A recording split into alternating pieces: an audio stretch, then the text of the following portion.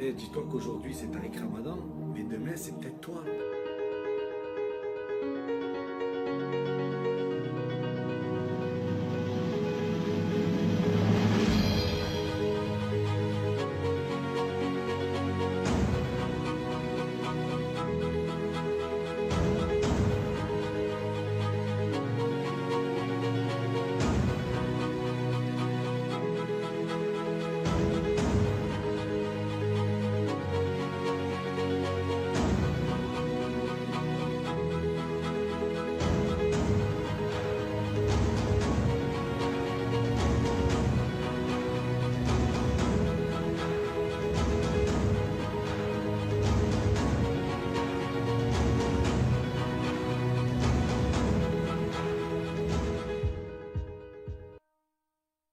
Dans ce pays, on n'a plus le droit de pratiquer notre foi.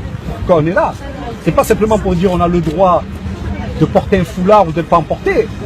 C'est de dire, vous imaginez qu'ils ont trouvé comme prétexte pour s'attaquer à cette notion de la liberté de conscience, la liberté de la femme. Et là, je peux m'arrêter 2 secondes. On est dans un pays où les femmes touchent 25% de moins que les hommes. On est dans un pays où simplement 27% de femmes sont à l'Assemblée.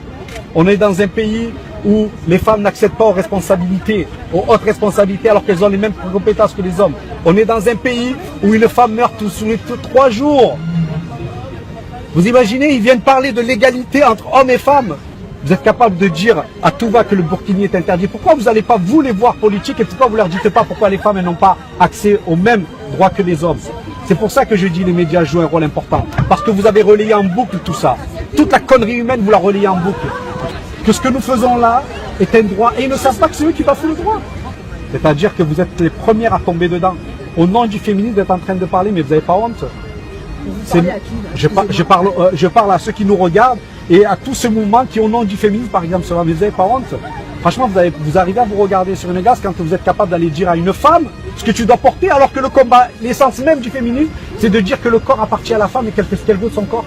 Alors pour l'avortement, on a le droit de dire chaque femme fait ce qu'elle veut. Par contre, si elle porte une jupe longue ou pas, on vient pour lui dire non.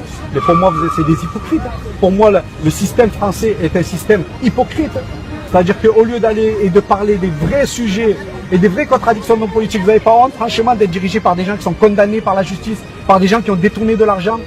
Vous vous dites peuple conscient. Allez, nous on est les indigènes.